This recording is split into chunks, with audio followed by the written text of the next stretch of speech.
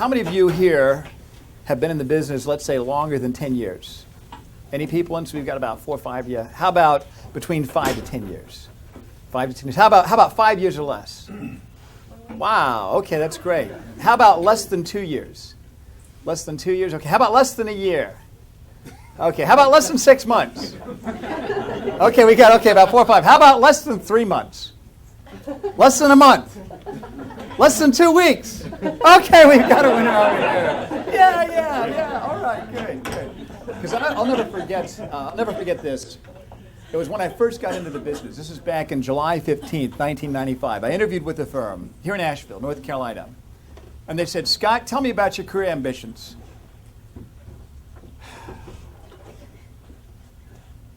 Listen, you know my story. I was in the Navy. I failed in 2 businesses. Here I am selling long distance. Honestly, I have no career ambitions. And the owner of the firm kind of sat back and he said, you know what? Sounds like you'll fit right in. And I thought, well, that was easy. Easiest interview I've ever been on. I remember calling my mom and saying, Mom, well, I've got another job now. What is it this time? Well, I'm going to do executive recruiting. What, are you going to find people jobs? And I'm like, well, kind of. But I'm going to find jobs for people that already have jobs and don't want to make a move. Well, here we go again. When are you going to get a real job? And I remember my very first day in the business, July 30th, 1995. Here I am making my very first round of phone calls. I finished the training. Here's the phone book, here's some scripts, all begin in the other room. Call me if you have any questions. That's what it was all about. So I'm on the phone talking to clients, and how about this? I call into a company, and somehow or another the planets were all in alignment because the receptionist transfers me to the corner office. So here I am talking to the senior executive vice president's office, the executive assistant of one of the largest construction companies in the world in Nashville, Tennessee. And somehow or another I said the right things to her, and I'm getting on the phone with the guy that's running the whole company. And he says, well, Scott, we're looking for a senior level healthcare superintendent. Can you help me find somebody like that? And I'm looking over my scripts, and I'm like, yes, I can. I'm like, this is pretty easy. So I take the specs of the search, and it's now time to talk about the what? The fee. It's time to talk about the fee. And I'm looking on the sheet, and it says our fees are 25%. You're new, you can only get 20. Only John can get 30. And I'm looking at this sheet. Well, Rocky, the way our fee structure works, we charge a one-time fee of 30%, first year's compensation. And Rocky said, son, in all the time I've been dealing with recruiters, I have never gone above a 25% fee. I'm looking on my script guide, and I can't find anything. And I said, Rocky, I'll be real honest with you. In all the time I've been a recruiter, I've never gone below a 30% fee. In fact, I would hate to do that to you because I think you deserve better. I think you deserve better than a 25% candidate. This is what I'm going to recommend. Let's keep the fee at 30. That will give me the incentive to dig a little bit deeper, qualify a little bit further, recruit a little bit harder, and find someone that I think you deserve. If you don't like him, you don't have to hire him, but I guarantee you this, when you do and when you're signing the check, you will have a smile on your face. And he said, boy, you got yourself a deal. And I'm like, how hard can this business be? What an easy business. I'm thinking, man, this business is so easy, right? I mean, you know how it is. You go home, you complain about it, and your spouse says, what do? You just make phone calls all day. How hard is that? And you know what I'm talking about? That it's like this stinking emotional roller coaster. Did you know that you can experience every single human emotion in this business in the course of a morning? You know what I'm talking about? The candidates said they want to go on the interview. Oh, they said they liked him. He didn't know if he liked him, but he changed his mind. They're going to make him an offer. It's not going to work out. But they came up on the compensation. He said he's going to take it. He's thinking about it now. I don't know. He said he's going to take it. Yippee! We got the start date. It's time to talk about the resignation meeting. Okay, he's not going to take a counteroffer. Not going to take a counteroffer. Is he going to take a counteroffer? He said he wouldn't. Well, is he going to take it? He said he wouldn't. Is he going to take it? No, because he told me he's not going to. And I believe my candidate. And how did the resignation meeting go? It went great with the general manager. Did they give you? Yes, they gave me. Did you? No, I didn't take it. Congratulations. All I have to do now is talk to the owner of the company. No, you're going to take it? Yes, I'm going to take the counteroffer. Oh, you know what I'm talking about? Does anybody here ever get that way? Or am I the only one? Let's do this. What I want you to do, I want you to think about the most frustrating situation, most interesting, weirdest thing you've ever seen in this business. Turn to the person next to you, and let's see who has the weirdest story in this business. So turn to the person next to you, tell them, what's the weirdest, most frustrating thing you've ever seen happen in this business? And let's see how weird this job can really get. Well, I did this one program for a group called Top Echelon, and I said, who has the weirdest thing happen? There's one guy, he's got this huge smile on his face. He's like, I got the story. I got the story. And I'm like, okay, well, what's your story? And he says, I had a client. The client hired my candidate. The candidate started. The client didn't pay me the fee, and my client slept with my wife. Oh, my. I'm like, we have a winner. I think we have a winner. I think we have a winner. So whenever this business gets really bad, I want you to think of that guy and say, how bad can it get, really, okay? That's how bad it can get. That's the absolute worst story. Now, every once in a while, and it's usually right before you quit, the deal gods smile on you. And they say, we're going to play with you. We're going to give you something really good and easy that's going to happen right before you quit. For me, it was a candidate that lived in Seattle, going to Vegas. My client was in Denver. My client said, let me have a phone call with him. I'm like, sure. So they had a phone call on Friday morning. Call the candidate. How did it go? He said, I think it went okay. Well, did you guys schedule a face-to-face meeting afterwards? No, we didn't. Well, how did it go well if you didn't get a face-to-face meeting scheduled? He said, well, your client made me an offer over the phone. I'm like, okay, well, what happened then? He says, well, I took it. Wow. Well, let's talk about the resignation process. Well, I already turned my notice in. Well, what did they do? He said, well, they kicked me out. Well, so when are you going to start? He says, Monday. I'm like, okay, I'll call you Monday. Yeah, I had a client when I was in Phoenix. He'd moved to Phoenix, so I was marketing him. I presented him to a company I'd done some business with. Heard from the candidate. The candidate said, this is great, Scott. Thank you so much. I love this company. I'm so excited about this opportunity. I just can't wait to start. I'm just so excited about that. And then I got a call from my client. Well, how did it go with Joe? I said, well, it went okay. We think we might want to bring him in sometime next week. We're not sure yet, but we'll let you know. Okay. So Monday morning, I get a call from my client again. First thing Monday morning, he's like, Scott, Joe is in our reception area right now. He thinks he works here. And I thought, okay, what do I say next? So I said, well, Bob, do you want to hire him? And he said, yeah. And I said, okay, congratulations. I'm like, yay! Woo! Okay, now, out of 11 years, that's two. That's two. Everything else takes a lot of work. So what I want you to do, this is your seminar. I want you to think of this. If we could wave a magic wand in the next 2 days and solve your biggest challenge on your desk, your biggest issue, there's one thing, what would that be? So what are the issues? If we could wave a magic wand and solve your biggest issue on your desk, what would that be? Just yell them out and I'll put them up there on the board. Client control. Client control. How to get clients to do what we want, right? What else? Planning. Planning our day, and I heard closing. What do you mean by closing? Like closing the deal? Getting the candidate to say, yes, I'm excited, I'm showing up, and there's nothing you can do to keep me from getting there, right? What else? Yeah. Having the jobs when you have all the candidates, and having the candidates when you have all the jobs. That's good. That's good. So how do we get everything to fit together? Is that right? Yeah. So I would say, I mean, how would you define that to be real precise? What would you say your issue is with that? Having the jobs when you have all the candidates. Okay, that's good. So how about we want to say just putting it all together? Yeah, that's fine. Yeah. Okay, that's good. Putting it all together. You guys can read that, right? Yeah. It's like Charlie Brown's mother's writing. You guys remember that when we were kids? That's what it looks like. I've never seen it before. What else? What's another issue? Yeah. Objections. And objections with candidates or clients? Okay. Objections with candidates. And qualifying them. What else? Clients trying to discount fees at the end. Clients wanting to negotiate the fees, you said? After an offer. Oh, like after the deal? Yeah, even after an acceptance. Yeah, like, well, we're excited about your candidate. By the way, now let's talk about your fee that we already talked about and agreed to up front. Is that what you're talking Signed a about? contract. And Yeah. Yeah. So back end negotiations? Okay, anything else? Talking to people that are a lot smarter than you. Talking to people who are smart.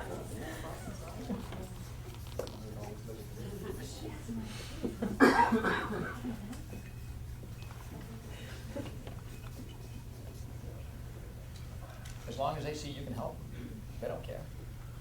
What else? Convincing the client that they need to speed up the process. Speeding up the process. Second that.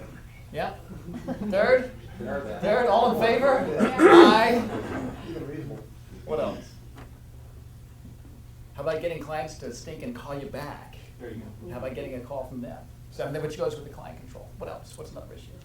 Tapping into the best sourcing technologies available. Mhm. What about getting on the phone and staying on the phone? Am I the only one that has a problem with that? Oh, you guys do too? Okay, good. I thought it was just me. I gotta tell you, my hero is Danny Cahill and Peter Lefkowitz. I don't have that level of talent. I really don't.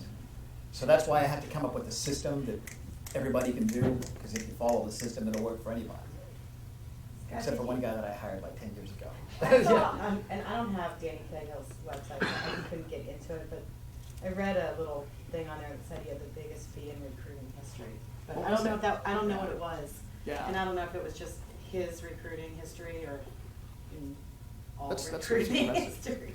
But I think for most of us, it's singles and doubles, not home runs. Just onesie, twosie at a time. You know, that's, for everybody else, that's great. I mean, I had a client of mine build a $300,000 fee, then 2 months later, a $250,000 fee. Can you go back to this job once you do that, though? Man, I don't want that. No way. I'm just kidding. Okay, what else? Any other issues you guys want to talk about? Anything else? So maybe getting and staying on the phone, right? Referrals. Getting referrals, great. How do we get referrals from candidates and clients? What else? Yeah, How to keep your candidate from keep asking for more and more at the offer. the nibblers. Dealing with the candidate nibblers, right? Well, do you think I can get a company car? Okay, they're going to be good. Do you think they can make it? Do you think they can make it red? Okay, we'll make it. Do you think I can get my own parking spot for the car? Can I get a Ferrari, please? No! Shut up! Somebody else said something. But that was just part of that part about wanting more vacation. Yeah. Or how about this? The client sends the offer to the candidate before you even knew about that. And the candidate gets and says, let me think about it. Well, how much time do you need? 2 weeks. All that, right? Anything else you guys want to talk about? Competitive offers. Dealing with offers? Potential, yeah, competitive offers. So- Multiple offers. Okay, so Well, not making offers that are less than, or, So when it comes to the offer, how do we make sure, how about this? What if we could get the candidates to accept it the day that they got that, 100% of the time? How would that work for you? I'll show you how you can do that. Most of the time. Most of the time. Because you've got free radicals. Anybody here play poker? Anybody here play? Come on, I know you guys do. You got pocket aces, they've got pocket twos, and they go all in and they get a set of twos. You start out with the best hand, but you don't end up with the best hand. And that's exactly what this business is all about. You think you've got this great candidate. Oh, everything's great. They like him, and then something happens. Something happens. I really didn't like his attitude when he made me the offer. What do you mean by that? I don't know, it's just a feeling I had. I'm like, you idiot! You idiot! Take that offer! The candidate gets an offer. Oh, I didn't take it. This candidate's stupid. Why do you say that? Because now I don't get a fee. What an idiot! You know what I'm talking about, right? Yeah. Clients making not so hot offers. yeah. Yep. Clients making offers. So we'll just say the offer. How do we get the client and the candidate to go forward and accept it, and everything's tied down and nailed shut nice and tight throughout the whole process. Is that cool? Anything else? Maybe really figuring out how to pull the right information out of a candidate. Great. So you don't question yourself later. Yeah, getting the right information in the beginning of the process so there's no surprises in the end. Yeah. Yeah, okay, so getting the right information up front. How about consistently working the process so you avoid the highs and the lows and maintain? How about that? You guys hear that? How do you keep from becoming an emotional roller coaster? Just like Tiger Woods said, I'm never going to do the hand pump again once I hit one because I can't go back to the low after that. How do we become steady Eddie? I mean, I don't get excited until after the guarantee period's over. But I've got to tell you, the most exciting time for me is the candidate start date, because I don't call my client to see if the candidate's there. I call his old employer, and I ask for the candidate. And I love it. I mean, sweet sound, well, I'm sorry, he's no longer with the company. Oh my gosh. What happened? What happened? I just talked with him last week. Where did he go? Yeah. I mean, I don't know. I mean, don't you guys love that? You know? Hey, we're all about changing lives here. I just love that feeling. We are. I'm serious. You can make some money here, but you've got to have the right intention. We're going to talk a lot about that. And if you don't believe me, think of the last telemarketing call you got from someone trying to sell you something. You can pick it up in a heartbeat, right? Because sharp, intelligent people, they can sniff out a phony over the telephone in 30 seconds. So this is good. We've got some good stuff here. Is this going to make it worth your while to go over all this stuff? So what I want you to do, I want you to think of this. This is the model. I mean, if you want to think about what is recruiting all about, this is it. This is your client. And the client has an opening. The client has an opening. All you have to do is find a candidate and place them. That's it. That's how you make money in recruiting. We're done. Thank you for coming. Thank you very much. Okay, great. I'm just kidding. But this is it. This is it. This is all you focus on. That's it.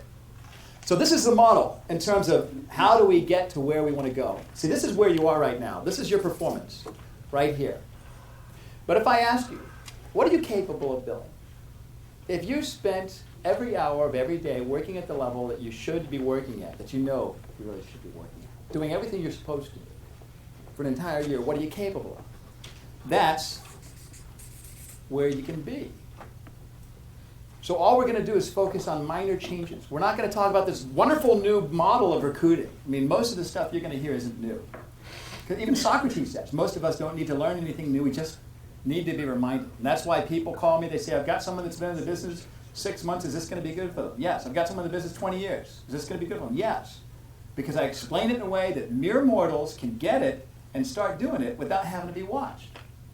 Anything I present to you guys is going to fit 2 criteria. It's going to be really, really easy. Because if it's hard to figure out, are you even going to want to try? And I look at myself. Is it hard for me to figure out? My brain's hurting. I'm not going to go forward with it. Is it easy? Yeah. Okay, I can figure this out. Second criteria, it's going to be a lot of fun. Because if it's fun, I know you're going to stay with it. Because I look at myself as if it's fun and it feels good, hey, I'm going to keep doing it.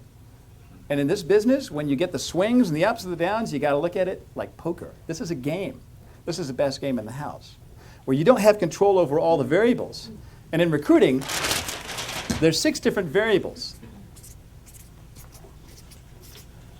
We have variables, our thoughts,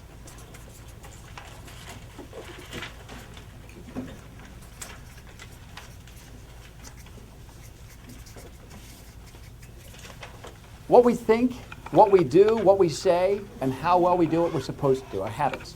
Our thoughts, our actions, our words, and our habits. Those are 4 variables. The 5th variable in this process, other people's thoughts. What other people are thinking. Yes, I'm interested, or no, I'm happy where I'm at. Other people's thoughts, and also other people's actions. Yes, I'll send you the resume. Yes, I'll go on the interview. Yes, I'm going to start. Those are the 6 variables in recruiting. There's nothing else that you have to worry about except for these 6 things. Let me ask you this. How many of these do you have control over? 4. You have control over 4 of them.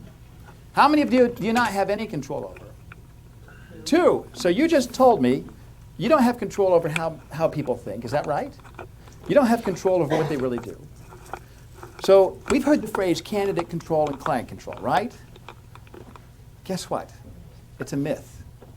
You can't control other people. You really can't. So what we have to do in this model, we have to look at what are the variables we can control. We can control these. This is what you master. How do I think? What do I say? What do I do? How well do I do what I'm supposed to do? And we learn how to influence the variables we don't have control over. So this is another example of this. And I think just to show you how important it is to think this way. If we were going to learn something, let's say we want to learn, what's a hobby one of you guys have? Who's a hobby? Golf, tennis, a sport, mountain biking, professional biking. This is what we do. And if we're serious about this is a pie chart. It looks kind of like an alien head, but it's really a pie chart. But it does look like an alien head. This is a pie chart, and what this represents is the 4 variables in the process and how important they are to your success as a recruiter. How you think is most of your success in the business.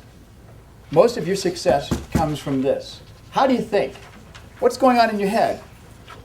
How do you feel about yourself? What are your core values? How do other people see you? How do they perceive you based on your values that they're picking up over the telephone? Do they trust you? How do you feel about money? Do you sabotage your success? Do you turn into Jojo the idiot circus monkey at the end of the deal and sabotage your deal? You guys know what I'm talking about? Remember that movie Tommy Boy? Remember that? Who's seen that movie Tommy Boy? Everybody. Okay, it's the greatest movie in the world, right? Remember when he's in the restaurant and the waitress comes over and Chris Farley says, "Helen," remember this? "Let me tell you why I suck at sales. I've got my sale. Oh, it's my pretty little sale. Oh, it's so pretty. And I cuddle it and I poke it and you're naughty. You're so naughty. You're so naughty that it gets time to close the sale and I crush it." That happens to people. So I've heard never to me. No. I'm going to talk about that because a lot of you have that issue. You're afraid to ask the questions that you don't want to ask, that you know you should. Next one is strategy. Our direction. Really, where are you spending your time? How do you manage your time? Are you spending it with the right candidates, with the right clients, the wrong candidates, the wrong clients? The next one is our habits. How well do you do what you're supposed to do on a consistent hour-by-hour basis? Then the last one are the tactics. How do you actually recruit, close the deal, prep, debrief, extend the offer, qualify, take the search assignment, sell your services, market the candidate? I mean, that's it. That's all the stuff that we do. The actual mechanics of all that contribute the least to your success. And think of this. Let's say Tiger Woods called your owner, called your manager and said, "You know, I never wanted to tell my dad this, but every time I was on the golf course, in the back of my mind, I kept saying, boy, I really hope that someday I can be a recruiter. I've made it in golf. I want to get into this business." How many of you think in the first 12 months, if Tiger Woods comes to your office and he's in the cube next to you, how many of you think he'd become a top producer in this 12 months? First 12 months. How about Lance Armstrong? Same thing. Who knows more about recruiting? You or those guys? You do. But they know how to think. Sports psychology. They've trained their minds that when I fall off the bike, I can pick it up, get on it, and still win the race. It's incredible. They know how to think. They know where to place their efforts. They know what type of habits to have, and they know what tactics to follow. So what we're going to do, the first part of this, we're not going to talk about recruiting. How do you close a deal, blah, blah, blah. We're going to talk about what are the principles and the premises that govern success. Why is it that all this stuff works? We're going to look at that. And then over the next day and a half, we're going to see where each of these things fits together. Whoever saw the movie The Karate Kid? You guys remember that? What's the first thing that he learned from the Karate Master? Wax on, wax off. Yeah, wax on, wax off. What was the next one? Sand. Yeah, up, down, up, down. He learned that. That's what we're going to do right now. So look in your learning guide on page 4. And this is what you're going to learn. You're going to learn how to think. You're going to learn what to do and say. You're going to learn how to work more effectively and how to become more disciplined. You think discipline would help people out here? Absolutely. Absolutely. Recruiting, it's a lot like poker. We have variables, the two types of variables I covered, those we can control and those that we influence. You never have control of the whole deal. Ever. That's why it's like poker. That's why this is a game. You're in the best game in the house. You really are. Because most of the variables, just like you saw, you have control over. So we're going to go to the principles and premises that govern success. And this next rule, I remember the time that I finally figured it out. I remember when I first started, the firm I was with, they had a guy, his name was John, and he said, they called me the new guy, the Nug, NG. Hey, Nug, let me tell you something. What is it, John? Remember this, T-A-L. John, what does T-A-L stand for? They all lie. The candidates lie, the clients lie, they all lie. And I'm like, I don't know if I like this business. So you don't think of it like that. They're not lying to you, they're bluffing. The candidate's bluffing. This candidate that always told you he'd tell the truth and said he'd do things when he doesn't call you for a couple of weeks and says, oh, nothing's changed. He's bluffing. So you got to learn how to read people. So we're in the people reading game. We really are. When you think of it like this, all the ups and downs become kind of part of the challenge. We had a candidate that, and I always look at their behavior. I always look at that. I look at the predictability of how quickly do they return my calls. They say they're going to get something. Do I get it right away? Usually do they call me back within 24 hours? I mean, this guy was always there, always there. Got some interviews set up for him, and then I left messages. A company wanted to make him an offer. Didn't get a call back that day. Didn't get a call back the next day or the next day. Finally, that Friday, I got a call back. Well, as it turns out, he was interviewing with another company that I'd presented him to 4 weeks ago. But another search firm had presented him 10 days after I did. So I threatened to sue the client and ended up settling for like 30 cents on the dollar because I didn't want to have to go to court. But I knew. I remember telling Derry, remember that? I said, something's up with Tom. Something is up. His pattern has changed. So when you look at how do we read people, we're people readers and we're people influencers. So that's what your job is. You're a professional poker player. From now on, you're a professional poker player. You've got to learn, what are those things I need to influence? What's going on here? How do I read people? So we have to look at what are those cardinal rules of human behavior. That's where we start. And the first one is this, and you can write this down. People only do what's in their own best interest. People only do what's in their own best interest. The quicker you can hurry up and admit that and learn that, the easier this business is going to be. It gets frustrating when people don't do what you want them to do, right? Well, guess what? They're not going to. The second one is this, that people are predictable and consistent. The candidate says, I'll get you the resume. Great, when do you think I should expect to see it across the email? I'll get it to you tomorrow. Doesn't come. You call him back, didn't get it. Oh, I'll get it to you tomorrow. Didn't get it. I've got a candidate. Every week I call him to see if he's going to get me the resume. And he says he's going to get it to me. We're on week 17. I just want to see how long we're going to go until he tells me we're not going to go for it. Now, I remember the toughest time I had with this. I got a search. It was for a chief estimator in San Francisco for an electrical contractor. A real tough search. I've got a candidate. His name's John. Present him to the client. We set up the interview for Monday at 10 o'clock. Well, Monday at 12 o'clock, I get a call from my client saying, where's John? I said, I don't know. So I try him at work. I try him on a cell at home.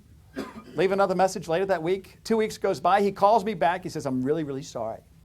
But Sunday night before the interview, I was out at the mall getting some socks for the interview. And my ex-wife's boyfriend was there. And he said some things to me. And I turned around and I hit him. And I got arrested. But it's okay. My lawyer got me out. I can reschedule. And so I told my client what happened. I said, this is what he told me. And my client said, well, if my ex-wife's boyfriend said that, I'd hit him too. Let's reschedule. I'm like, okay. So we reschedule for a Wednesday at 11 o'clock. Wednesday at 1 o'clock, what do you think happens? I get a call from my client. And what do you think my client asked me? Where's Jim? I said, I don't know. So I tried him at home, tried him at work, tried him on his cell phone, never heard back from him. And then a year later, I got a search for a client of mine in Seattle. Well, it gets better, okay? I got a search for a client of mine in Seattle, looking for a chief estimator. So I get a similar search. What's the first thing you do? Go to the files. Let me see who are some other candidates I've talked to on previous searches. So I open up the folder, and what do you think I see in the folder? John's resume. Do you think I called him? How many of you guys think? Yeah, I called him. I called him. Why not? So I said, John, what do you think of Seattle? He says, my sister lives there. I'm like, great. Present him, meeting scheduled for a Monday. I get a call from my client on Monday. So I call him at work. He's right there at work. He says, I thought it was next Monday. You thought it was next Monday. Oh, I'm so happy. And you know what? When you get the right answer, you know it's really something's up. And you're like, well, I'm just going to go with it, okay? I'm going to call my client. And I told my client's like, well, okay, let's reschedule. So we reschedule it for Thursday morning at 7 a.m. The candidate's leaving Wednesday night to fly out to Seattle, and the candidate calls me on the way to the interview. And I felt so relieved. Now, how many of you think it would be good when the candidate calls you on the way to the interview? Right? Not when they're drunk, though. That's never good. So then at that point, I realized what's going on. So I said, okay, John, what hotel are you going to be at? Okay, what's the hotel phone number? Okay, I'm going to call you at 6 o'clock tomorrow morning. I'm going to be your wake-up call. Is that okay? Oh, that'd be great. Yeah, call me. So I called the hotel. What do you think the hotel operator told me? Didn't check in. Didn't check in. Well, a year later, I get another search from an electrical contractor in Austin, Texas, looking for a chief estimator. So I go to the files, open it up. What do you think I see? His resume. You think I called him this time?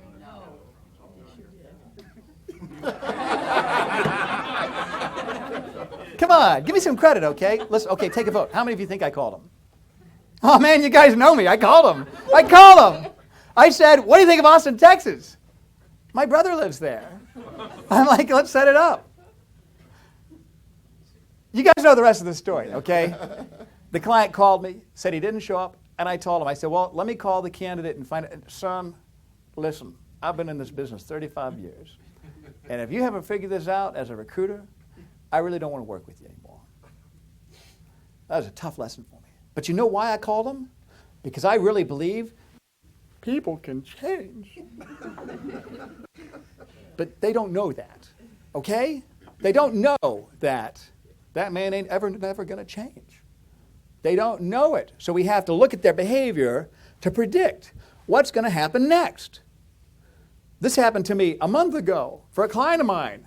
I get an email at midnight saying I'm not going to be able to make the Saturday morning interview, so I've got to call my client Saturday morning when he's at his office. And something told me something's up. Something's up. It just doesn't feel right. I mean, why would you email someone at midnight the night before an interview saying you're not going to be there? So I called the candidate. My client said, well, okay, we'll go for it. Tuesday at 5:30. I called the candidate Tuesday afternoon at 2. He's going to be there at 5:30. You think he showed up? No way. No way. How they deal with you in the beginning of the process, that gives you a clue on how they're going to deal at the end. And if you don't believe me, just try it for a while and pay attention, and then you're going to learn this lesson the hard way. I've been there. You guys know what I'm talking about. So we take those two rules. This will save you a lot of money. It'll save you a lot of energy. So what we have to do is look at, how do I get other people to do what I want them to do? Now let's just admit, recruiting is all about me getting you to do what I want you to do, right? It's okay. You can nod. It's yes. It's okay. But here's the deal. For me to get you to do what I want you to do, it has to be a benefit to you. You have to see value in this. Because what's the first cardinal rule of human behavior? Just one we just learned. People only do what? They're with their own best interest. They're going to do it anyway. So what we have to do is look at their motivation, their desire is the energy that drives the whole deal. The candidate's motivation, that is the energy that drives the whole deal. I learned this when I was 9 years old taking judo lessons in Japan. My dad was stationed there.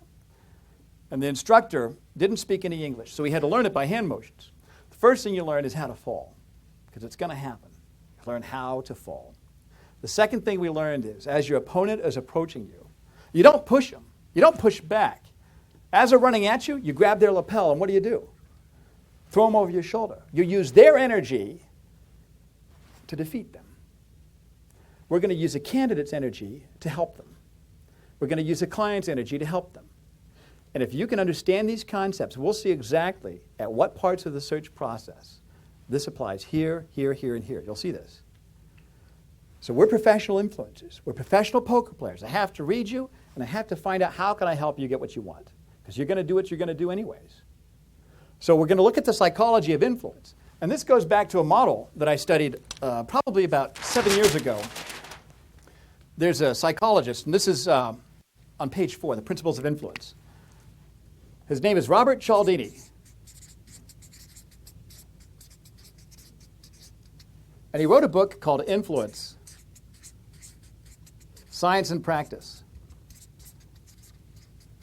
And he's a psychology professor at Arizona State University. And I've got a chance to meet him, and he and his wife had become friends of mine. And I'd seen him speak, and his material is rock solid. Here's a psychology professor that studies why do people say yes? What's the psychology behind that? You think that might be helpful for our business? Why is it that you're actually going to say yes? And he studied it through empirical evidence and showed that there's a scientific model that we can follow and apply to getting people to say yes to us. And it's based on 2 things. It's based on our genetic makeup, how we're wired together, and also our social conditioning. Because in our society, we have certain rules that we follow. There are rules that we don't really talk about, but grandma and your mom taught you. And for example, like Nikita, go ahead and ask me for this pen. Can I have that pen, please? Oh, what did you say? Can I have that pen? And what was the last word you said? Please. Who taught you that? Mama. And I give you the pen, and what do you say? Thank you. And I say, you're welcome. Thank you. Oh, she said it again. You learned the rules. See, we're conditioned socially to play by certain rules. Those come into play as you recruit candidates. Now, my boy is 5 years old. Anybody have kids in the room? Yeah, and so we're working on the manners. And last night he told me, he said, I found a nice way to get people to be quiet. And I said, what is this? You say, shut up, please. I'm like, oh, okay, that's just great. Because that's the word we're trying to get out of his lexicon, shut up. I don't know where he learned that. I don't know where he picked that up from. Shut up! I don't know where you heard that from. So what are the rules? What are the principles of influence that we can apply to the search model? The first one is the contrast principle. There's 4 of them that you're going to use quite a bit.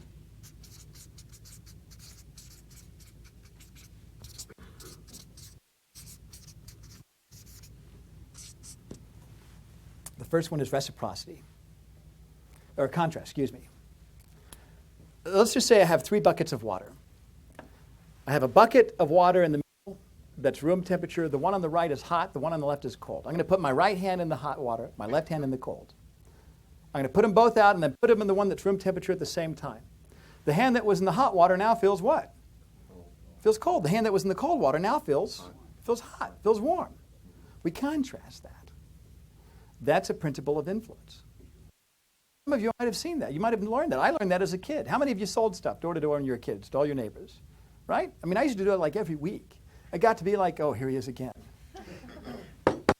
I know you're in there, Mrs. Jones. Hi, Scotty. What do you have for us this week? Nothing, Mrs. Jones, but we're having our Boy Scout Jamboree all day Saturday and Sunday. I was wanting to ask if you'd be able to chaperone 25 Boy Scouts all day Saturday and Sunday. Oh, no, I don't think I'd be interested. Well, that's okay. You know, I'm selling tickets for the Jamboree. They're only $2 each. Would you be willing to buy 3 of them? Oh, sure. That'd be great. The contrast principle. It doesn't seem as bad, right?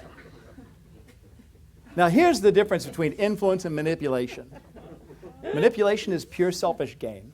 Influence is mutual satisfaction of needs. At the end of the deal, everybody has to benefit. When you manage the process this way, at the end of the deal, you're the last one that says thank you. The client says thank you for bringing this great candidate. We couldn't have done it without you. The candidate says thank you for bringing this great opportunity. I didn't even know I was unhappy until you called. That has to be there.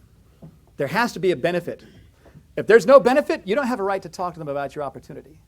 But if there is, if they give you an objection, it's your duty to overcome it. You have a responsibility to that other person to overcome their objection. When you do it with the right intention, they can pick up on that. They can pick up on that. Now, my son learned this, the contrast principle. Because anytime we go out to the toy store, we have a budget. $5, that's the budget. And we agree on it, we shake, and that's the budget. Now, the problem is that my boy likes to listen to my CDs, and he listened to my negotiation CD when I didn't even know about this. I mean, this is all true. And he said, well, Daddy, what do you think of a toy budget of $150 this trip? No way! Shut up! I said, no way! $150? Well, how about a toy budget of $15? 15, okay, 15. What did he do to his toy profit for the night? He tripled his toy profit by using the contrast principle. So you're going to see where this fits in with how do we get other people to comply. I had a client in Utah looking for a VP of operations. I thought it's a real difficult search. I might present you one candidate that's going to be a great candidate, and you might say, I don't want to see this guy, I want to see other people. Or, yeah, looks good. And sure enough, that's what happened. I should have presented him 3 candidates. All fit the specs of the search, but the one that was really good would have looked how much better? Quite a bit. That's an easy way that we use this. Now, my wife learned this after our son was born. I mean, we're all in sales, right? How many of you are married to someone that might be a little bit more analytical and not as salesy as you? Yeah, it's God's cosmic joke. And when our boy was born, she said, I need to get a new wardrobe. And I've been doing my research, and I found that Nordstrom's has the best return on investment and the best overall value. I'm like, wait a minute. You guys know about Nordstrom's, right? And I said, no, honey, I love you, but that's just so expensive. She said, well, I also found out that Talbot's is having their annual 75% off sale this week. I'm like, honey, that's great. Let's do that. I'll even go with you, and I'll sit in the chair with a little mint, and we'll go out and have tea afterwards. Oh, she got me. The contrast principle. The next one is the principle of reciprocity. If I do something for you, you feel compelled to return the favor. Like Tim, you work in medical, right? What would be the hottest candidate that if I found someone, you would just place them and walking invoice? What would that person's title be? NICU director. A NICU director. I found one, wants to move to, because you work in the Bay Area, wants to move to the Bay Area. Don't even worry about a split. And if you found someone in my niche, you would want to refer them to me because of the reciprocity. If I do something for you, you feel compelled to return the favor. You're going to see this one and how we get referrals, how we negotiate fees. Fee negotiation is built on this principle. See, we're still in the wax on, wax off, up, down section right here. The next one is a principle called social proof. I can tell you how great my candidate is, but if I say, this is what the reference told me, then we're using what other people have said to build a case.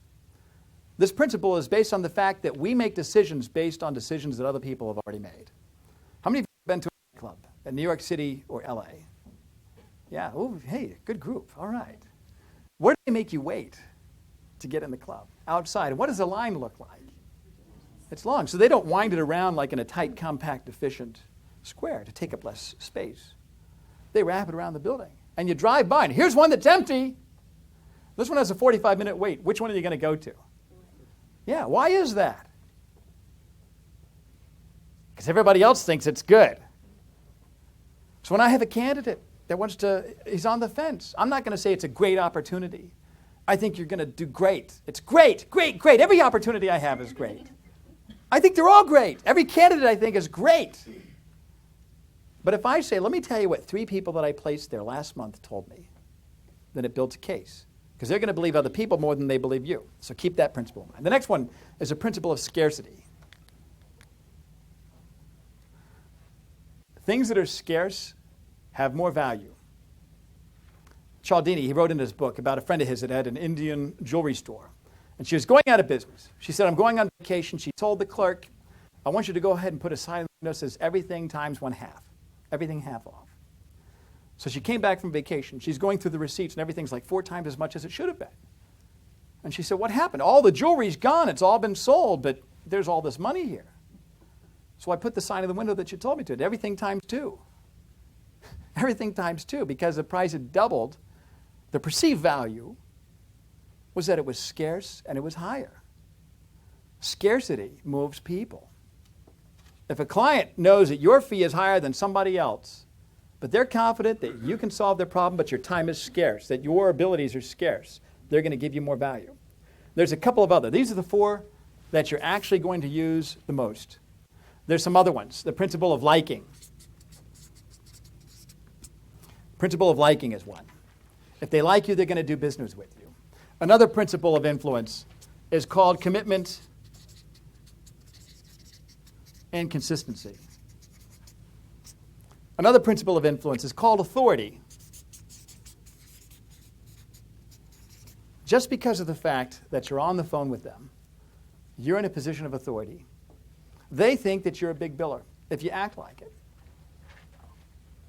When I first got in the business, I said, okay, I'm going to look at how do big billers sit on the phone. I'm going to sit like they do. I'm going to walk like they do. I'm going to drive like a big biller does. I'm not going to drive with 10 and 2.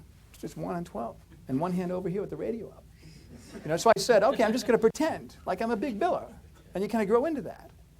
You grow into that. But if you have that authority when you're talking to people on the phone, they're going to respond to that. See, people respond to you the way you think about yourself. That's why it goes back to think. How you think about yourself has everything to do with how other people respond. Does that make sense to you guys? So you're talking, you can be brand new in the business. A client gives you an objection. Bob, that's a very good point, but let me make a suggestion. Whoa, you're talking like you're in a position of authority. So that's one tip. You can say things like, let me make a suggestion. Or do you mind if I give you some advice? Whoa. What does that say about your authority? You've gone up. When you talk to people, well, there's 2 reasons why I think you should go forward with this candidate. You say a number. There's 2 reasons why I think you should do this. And as soon as you do that, you're talking like you're in a position of authority. You can be brand new and say just those few things, and people will respond to you a lot better. See, we're not talking about making major changes here. I mean, just some of this stuff here is going to add about 40% more to your income. Just the stuff that we covered in the last 45 minutes. Just that little change. And here's an example. What's the temperature that water boils at? What's the temperature that water boils at in Fahrenheit? 212. So at 211 degrees Fahrenheit, if it's in a gas at 212, what's the state of water at 211? It's in liquid. It's a liquid. Liquid, gas. What's the difference between 211 and 212? 1 degree. Just a small degree. It's kind of like that story of the hunters in the woods. One of them sees a bear. Oh my gosh, there's a bear. I've got to outrun the bear. And the other one says, no, I don't have to worry about outrunning the bear. All I have to do is outrun you. So you don't have to be the best. Right? Just be better than your competitors. You don't have to be the best. Just a minor change. Now in Asheville, North Carolina, we saw a bear here last week on the highway. You guys that live here, you guys have seen bears in the woods. It's incredible. I remember the first time I saw this. We live in Fairview. And I see this big black bear. And I go and I tell one of my neighbors about this bear. And I said, listen, what are we going to do? And this is a guy that used to be a forest ranger up like in Yosemite or wherever. And he said, well, Scott, that's nothing. He said, when I was a forest ranger, we had black bears and we had grizzly bears. And anytime we'd go out there, we'd look at their tracks and look at the size of their tracks. I'm like, well, how did you track them? He says, well, anytime we were out there, we'd make sure that we had cans of pepper spray, and we'd carry little jingly things to make a noise, to scare the bears away. And if they got too close, we'd use a pepper spray. And so I asked him, I said, how did you track them? He says, well, for the black bears, we would look at the bear's scat to determine whether it was a black bear or a grizzly bear. With the black bears, they're a lot smaller. The scat, the poop, would get about a foot high. And he's telling me about this. He said, well, with the grizzly bears, their scat would be about 1.5 feet high, and that would be filled with little jingly things and cans of pepper spray. So remember, you don't have to be the best. Just make a little bit of a change to one of these key areas, because that's going to do everything to take you to the next level. Remember, we're not talking about quantum changes. We're talking about minor principles that can make a big change in your model. We're still talking about the principles that govern success. The next one is the principles of how do you work whenever you work. You want to do this. You want to have a 1-to-3 ratio for your time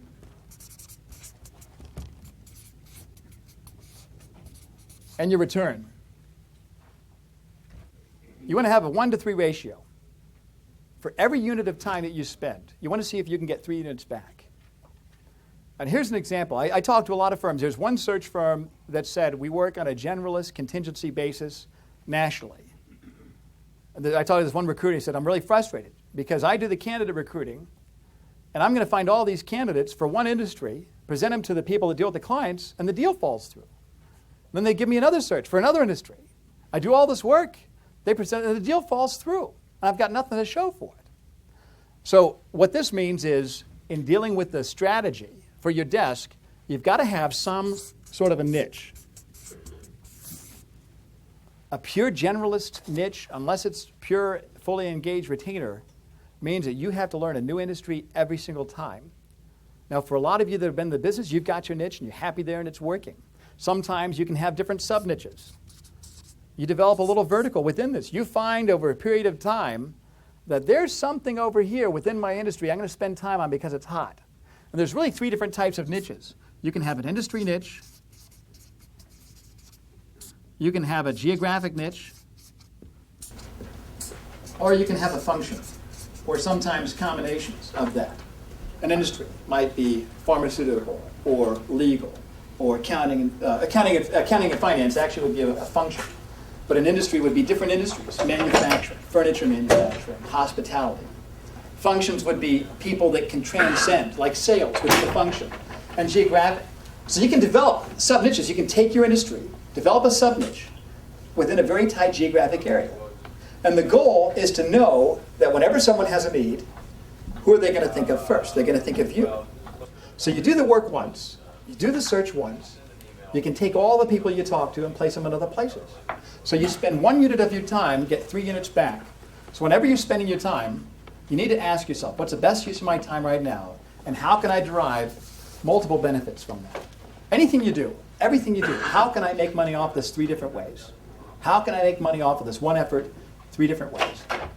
And you're going to see where this fits into the process as we go forward. The next principle is a principle of client development. And all these we're going to come back to. And you're going to see where they all fit together.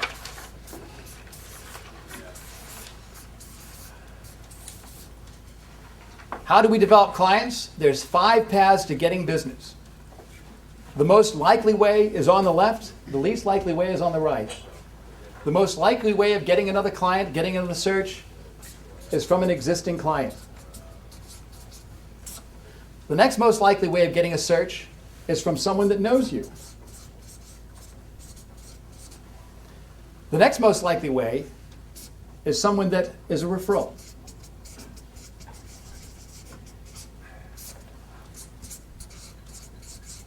The next most likely way is someone that knows of you. And the least likely way of developing business is, what do you think? What's left? Cold call. A cold call. Yet where do you think most recruiters spend their time developing clients? Cold call. In the least effective way. Does that make sense? Why would they do that? Why would you do that? See, what we're doing, we're looking at what is it that governs success.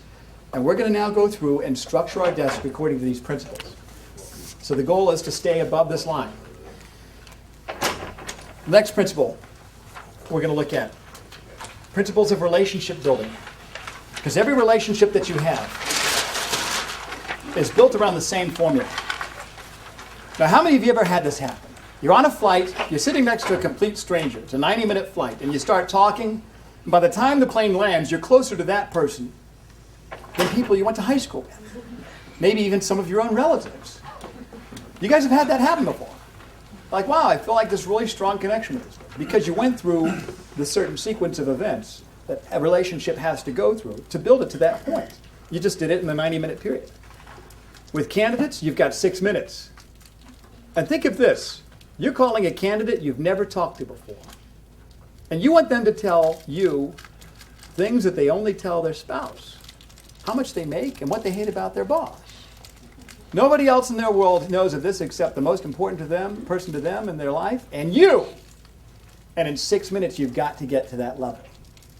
So that's why we're going to look at how do we do that, and then we're going to come back. Tactically, how do we structure our circumstance based on these principles? So the first one is this. Know that relationships, authentic relationships, are built on frequency of contact. The candidate tells you no once, you can always call them back in a couple of weeks. You talk to some person one day, I can't talk right now, tell them who you are. Yeah, I might be interested in talking. Talk to them later that afternoon. It's a better relationship. Because what's the difference between the first time you talk to them and the second time? The first time you talk to them, you were a what? Stranger. Later that day, are you a stranger anymore? You're not. You moved them up the scale. So we're going to see where this all fits together. The next principle of relationship building, steps to get trust. someone says, I don't know anyone to give you referrals to. Well, you've been in the business for how long? About 35 years? And you don't know anyone? No, I don't know a soul. What, do you come to work every day and don't talk to people and sit in the building in the basement with no windows? Well, yeah, I work in IT. You know. So what are they really telling you? I don't know anyone. What are they really saying? I don't trust you. I don't trust you. Because the last person that asked me for referrals was my insurance person coming to my house to renew my policy, and he won't leave my kitchen until I give him 5 names and phone numbers of my closest friends. So every year, I lose 5 friends. Okay, that's what's going on. So we've got to build a trust level with them. That's what we're really after. How do we get to trust? We've got to follow a model. We've got to get rapport. We've got to have rapport with them. We've got to have some sort of a relationship where there's some give and take going on. How do we do that? How do we quickly build a rapport with a complete stranger? What do you think? Common areas of influence.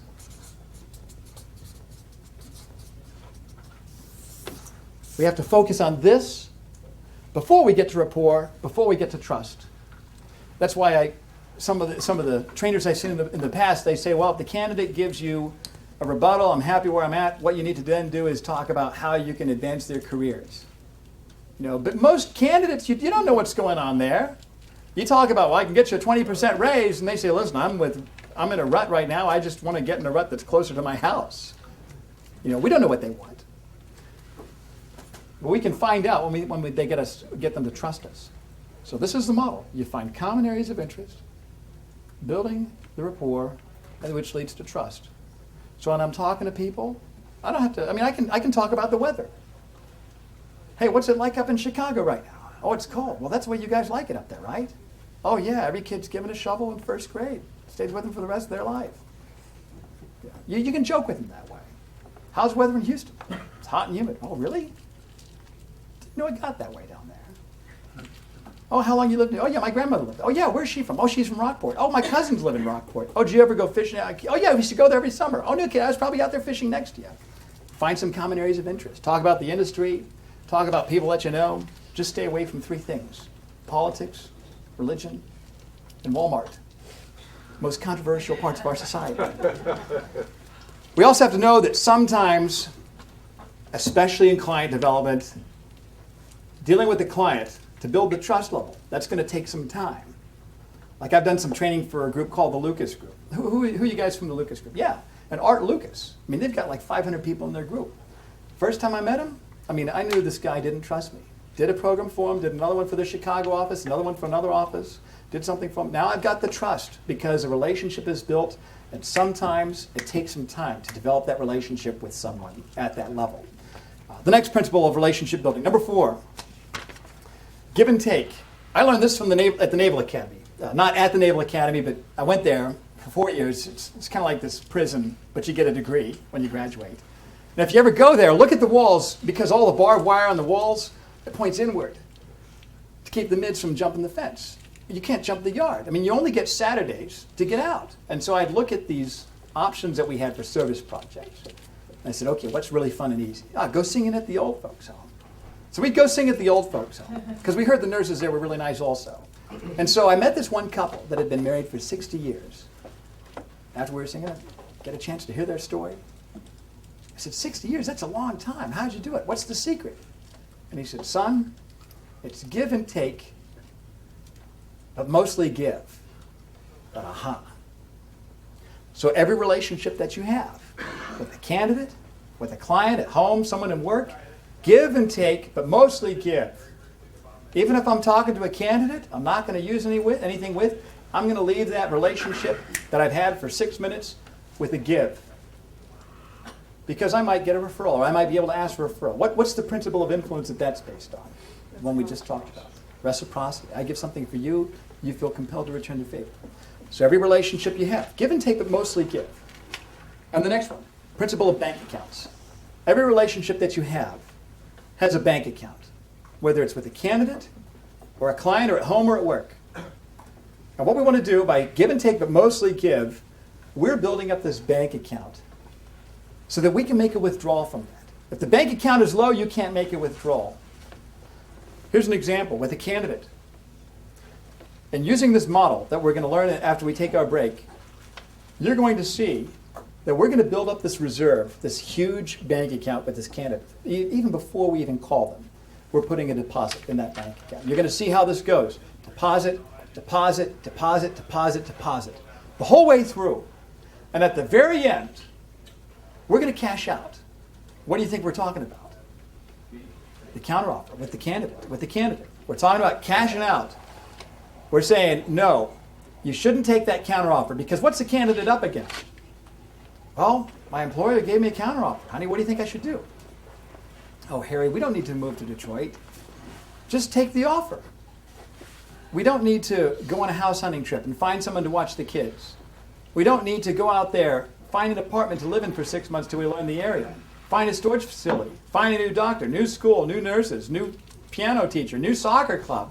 Then come back here, pack all of our stuff up, move to Detroit, unpack, live in an apartment. Then we have to go find a house. Then we have to qualify for a house. Then we have to pack everything up, move 20 minutes, which is just as much work as moving across the country, unpack, and settle in. Just stay there. And we want the candidate to say no. Or, no, honey. No, honey. My recruiter told me I shouldn't take that counteroffer, and I'm going to do what she says. I'm going to do what he says. That's the withdrawal that we're making. That's the big cash out. That's what everything is building up to. So that's why we study the principles, because everything fits. And you're going to see at the end of the 2 days, it's all going to go. It's going to click, and it's going to be a complete, tight model that you can take back Monday and start making money with right away.